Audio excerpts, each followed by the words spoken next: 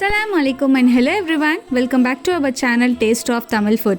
எல்லாரும் எப்படி இருக்கீங்க? அல்ஹம்துலில்லாஹ் நானும் நல்லா இருக்கேன். அண்ட் இன்னைக்கான வீடியோ நீங்கள் எல்லாரும் வெயிட் பண்ணிட்டு நிறைய பேர் மெசேஜ் பண்ணி கேட்ட ரமலான் ப்ரிப்பரேஷன் வீடியோ தான்.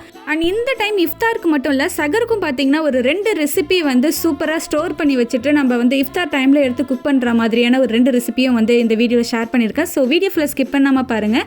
ஸோ ஃபஸ்ட்டு இஃப்தாருக்கு குயிக்காக செய்யக்கூடிய ஸ்நாக்ஸ் ரெசிபியை பார்த்துடலாம். ஒரு 4 வெங்காயத்தை பார்த்தீங்கன்னா நீல வாக்கில் வந்து தின் ஸ்லைஸாக கட் பண்ணி எடுத்துருக்கிறேன். இதில் மஞ்சத்தில் ஒரு 1/2 டீஸ்பூன், மிளகாய்த்தூள் காஷ்மீரி மிளகாய் பார்த்தீங்கன்னா 1 டேபிள் ஸ்பூன் சேர்த்துருக்கிறேன். ஒரு 1/2 டீஸ்பூன் பார்த்தீங்கன்னா ஜீரகத்தூள் மட்டும் நான் சேர்த்துட்டு, உப்பு தேவையான அளவு பார்த்தீங்கன்னா ஒரு 1/2 டீஸ்பூன் அளவுக்கு நான் சேர்த்துட்டு, ஒரு 4 டேபிள் ஸ்பூன் எண்ணெய் பார்த்தீங்கன்னா இதிலேயே விட்டுட்டு நல்லா கை வச்சு எல்லா பக்கமும் பார்த்தீங்கன்னா மசாலா வந்து வெங்காயத்தில் படுற மாதிரி இது போல் நான் வந்து பெரட்டி எடுத்துக்கிறேன். அண்ட் இதுக்கு மேலே கொஞ்சமாக கொத்தமல்லி தலையை மட்டும் வந்து பொடியாக கட் பண்ணி வந்து இதிலேயே சேர்த்துட்டு மசாலா கூட ஒன்ஸ் நல்லா மிக்ஸ் பண்ணி விட்டுக்கிறேன்.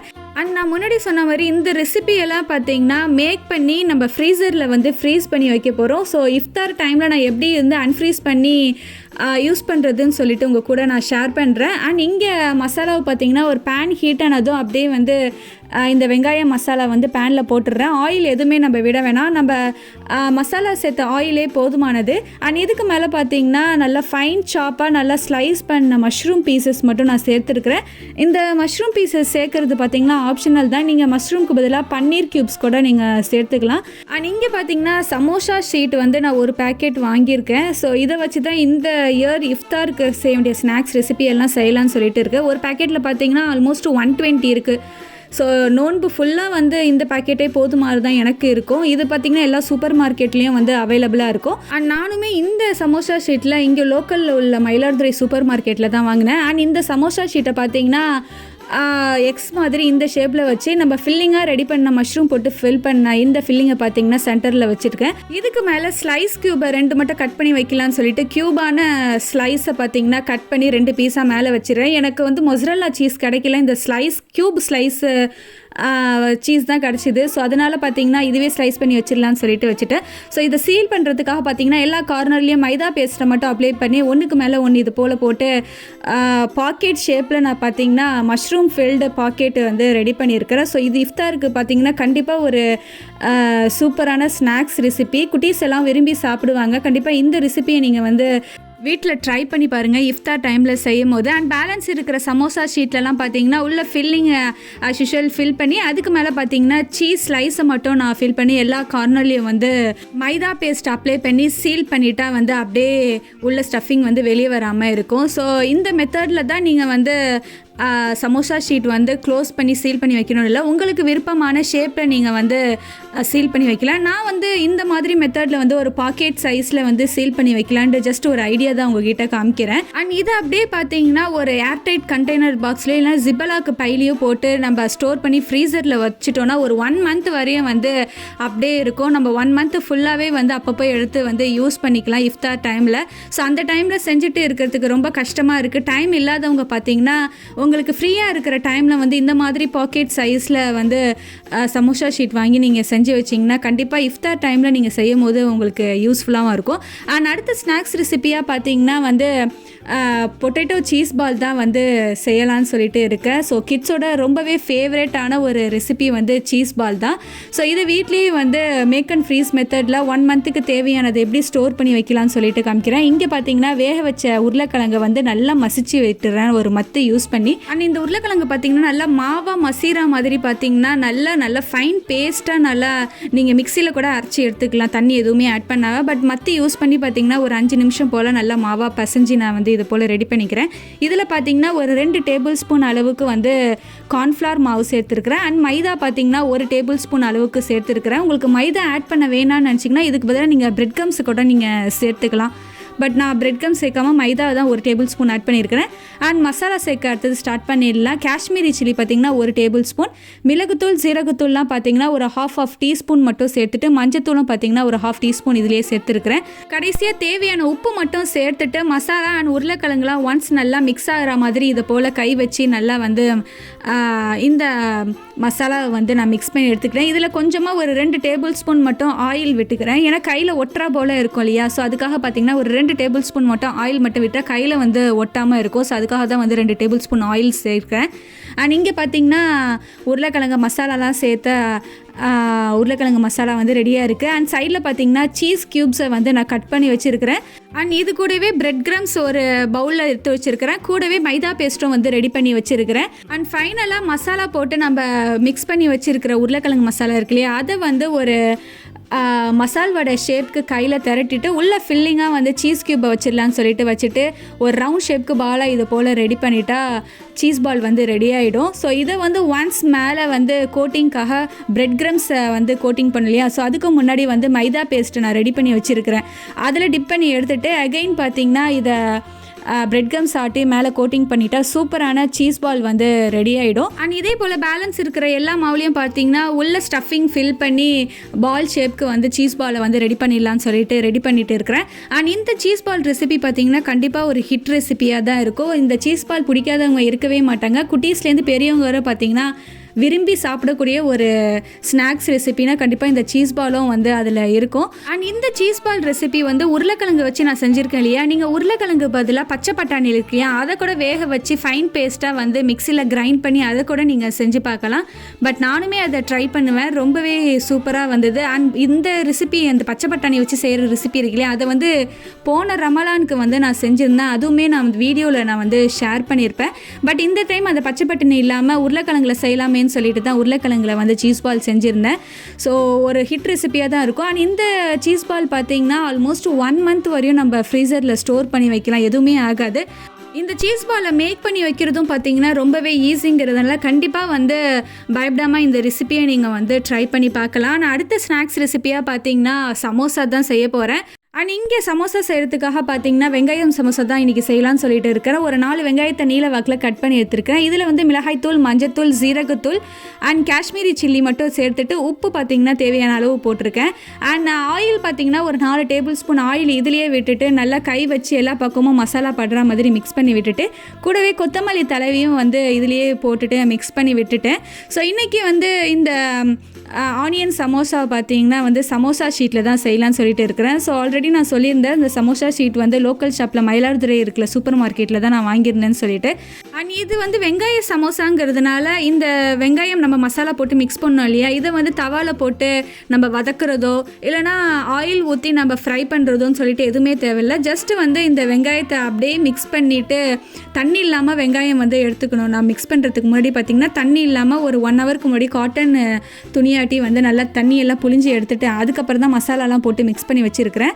ஏன்னா ஃப்ரீசரில் ஸ்டோர் பண்ணுறோம் இல்லையா, ஸோ தண்ணி எதுவுமே இல்லாமல் வந்து வெங்காயத்தை எடுத்துக்கோங்க. ஸோ மசாலா போட்டு மிக்ஸ் பண்ணிவிட்டு சமோசா ஷீட்டுக்குள்ளே ஃபில் பண்ணி வச்சுட்டா 1 மந்த் வரையும் இதையும் வந்து ஃப்ரீசரில் அப்படியே ஸ்டோர் பண்ணி வச்சுக்கலாம். அண்ட் எவ்வளோ தான் நம்ம இஃப்தாருக்காக நம்ம ஸ்நாக்ஸ் ரெசிபி செஞ்சாலும் இந்த சமோசா இல்லாத ஒரு இஃப்தார் வந்து எங்கள் வீடுகளில் இருக்காது. ஒரு மேண்டிட்டரி ஸ்நாக்ஸ் ரெசிபினா இஃப்தார் டைமில் வந்து இந்த சமோசா தான். சமோசாவில் அந்த கஞ்சிக்குள்ளே முக்கி சாப்பிடும் போது அதோட டேஸ்ட்டே வந்து ஒரு தனி டேஸ்ட்டாக தான் இருக்கும். ஸோ சமோசா மட்டும் பார்த்திங்கன்னா எக்ஸ்ட்ராவாக செஞ்சு வைக்கலாமேன்னு சொல்லிட்டு ஒரு 15க்கு மேலே தான் வந்து சமோசா ஷீட் வந்து ரெடி பண்ணி உள்ளே வந்து ஸ்டஃபிங் நான் ஃபில் பண்ணிகிட்டு இருக்கிறேன். அண்ட் சமோசா பார்த்திங்கன்னா இந்த கோன் ஷேப்பில் சில பேருக்கு மடிக்க வராது. ஸோ அப்படி மடிக்க வராதவங்க பார்த்திங்கன்னா ரோல் ஷேப்பில் நீங்கள் பண்ணி கூட வந்து இந்த ஃபில்லிங்கை வந்து ஃபில் பண்ணிக்கலாம். இந்த சமோசா ஷேப்பில் தான் நீங்கள் செய்யணும்னு அவசியம் இல்லை. ஜஸ்ட்டு வந்து அந்த ஷீட் இருக்கு இல்லையா, ஷீட்டுக்குள்ளே ஃபில் பண்ணிவிட்டு ரோலிங் மெத்தடில் ரவுண்ட் ஷேப்பில் கூட நீங்கள் வந்து ரோல் பண்ணிக்கிட்டு ஸ்டஃப்டு ஃபில்லிங் ரோலுன்னு கூட நீங்கள் வந்து செய்யலாம். பட் நான் வந்து சமோசா ஷேப்பில் செய்யலாமேன்னு சொல்லிட்டு செஞ்சுருந்தேன். எனக்குமே பார்த்திங்கன்னா இந்த ஷேப் வந்து வரல. ஒரு 4-5 டைம் வந்து ப்ராக்டிஸ் பண்ணதுக்கு அப்புறம் தான் வந்துச்சு. நீங்களும் வந்து ட்ரை பண்ணி பாருங்கள். ஒரு டுட்டோரியல்லாம் நிறைய இருக்குது. நம்ம யூடியூப் சேனல்லையும் சரி இன்ஸ்டாகிராம்லேயும் சரி நிறைய வந்து ரீல்ஸ் வரும் இல்லையா, ஸோ அதை பார்த்து நீங்கள் 4 to 5 டைம்ஸ் வந்து நீங்கள் ட்ரை பண்ணி பார்த்தீங்கன்னா இந்த சமோசா ஷேப் வந்து உங்களுக்கு கரெக்டாக கிடச்சிரும். அண்ட் இந்த ஸ்நாக்ஸ் ரெசிபி எல்லாம் ஸ்டோர் பண்ணி வைக்கிறேன்னு சொன்னேன் இல்லையா, ஸோ எப்படி ஸ்டோர் பண்ணுறேங்கிறத வந்து பார்த்துடலாம். ஸோ 3த்தையும் பார்த்தீங்கன்னா தனித்தனி பாக்ஸில் வந்து ஏர்டைட் கண்டெய்னரில் வந்து ஸ்டோர் பண்ணி வச்சிடலான்னு சொல்லிட்டு ஃபஸ்ட்டு வந்து சீஸ் பாலை வந்து ஒரு பாக்ஸில் போட்டு வச்சுட்டேன். அண்ட் அதுக்கப்புறம் பார்த்தீங்கன்னா சமோசா செஞ்சுருந்தேன் இல்லையா, ஸோ சமோசாவையும் வச்சிடலான்னு சொல்லிட்டு அதையும் ஒரு ஏர்டைட் கண்டெய்னரில் போட்டுட்டு வச்சுட்டேன். அண்ட் பாக்ஸ் ஷேப்பில் வந்து மஷ்ரூம் ஃபில் பண்ணி சீஸை மேலே வச்சு செஞ்சோம் இல்லையா, ஸோ அதையும் வந்து அனதர் பாக்ஸில் வந்து ஸ்டோர் பண்ணி வச்சிடலான்னு சொல்லிட்டு அதையும் வந்து ஏர்டைட் கண்டெய்னரில் பார்த்திங்கன்னா ஸ்டோர் பண்ணி வச்சுட்டேன். ஸோ இஃப்தாருக்காண்டி நான் செஞ்ச இந்த 3 ஸ்நாக்ஸ் ரெசிபி வந்து கண்டிப்பாக ஒரு சூப்பரான குயிக்காக செய்யக்கூடிய ஒரு ஸ்நாக்ஸ் ரெசிபி தான். அண்ட் இது எல்லாத்தையும் பாக்ஸை நல்லா க்ளோஸ் பண்ணி ஃப்ரீசரில் நான் வந்து வைக்கிறதுக்காக நான் இங்கே செட் பண்ணிட்டு இருக்கிறேன். கீழே பார்த்தீங்கன்னா ஃப்ரிட்ஜில் நம்ம வைக்கக்கூடாது, மேலே இருக்கிற ஃப்ரீசர் இருக்கு இல்லையா, ஸோ அதில் தான் வச்சு நம்ம ஸ்டோர் பண்ணி வைக்கணும். இதில் வச்சிங்கனாக்கா ஒரு 1 month வரையும் அப்படியே நான் இருக்கும், ஃப்ரெஷ்ஷாக எடுக்கிற போலியே பார்த்திங்கன்னா இருக்கும். ஸோ இஃப்தார்காண்டி நான் வந்து மேக் அண்ட் ஃப்ரீஸ் மெத்தடில் செஞ்சக்கூடிய ரெசிபி தான் வந்து இந்த ஸ்நாக்ஸ் இஃப்தார் ரெசிபி.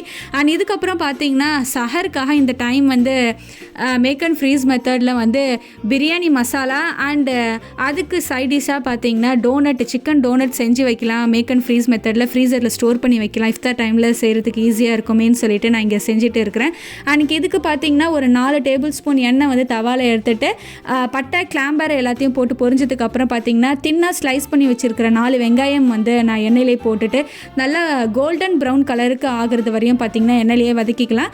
அண்ட் இது வந்து கலர் மாறுற ஸ்டேஜில் பார்த்திங்கன்னா இஞ்சி பூண்டு பேஸ்ட் இருக்கு இல்லையா, அதை வந்து ஒரு 1.5 டேபிள் ஸ்பூன் அளவுக்கு சேர்த்துட்டு எண்ணெயிலேயே நல்லா பச்சை வாசனை போகிறது வரையும் வந்து வதக்கிட்டு சைடில் கட் பண்ணி வச்சுருக்கிற பழுத்த தக்காளியாக ஒரு 2 தக்காளி கட் பண்ணி வச்சுருக்கிறேன், அதையும் வந்து எண்ணெயிலேயே சேர்த்துட்டு நல்லா வதக்கிடலாமேன்னு சொல்லிட்டு இங்கே நான் வதக்கிட்டு இருக்கேன்.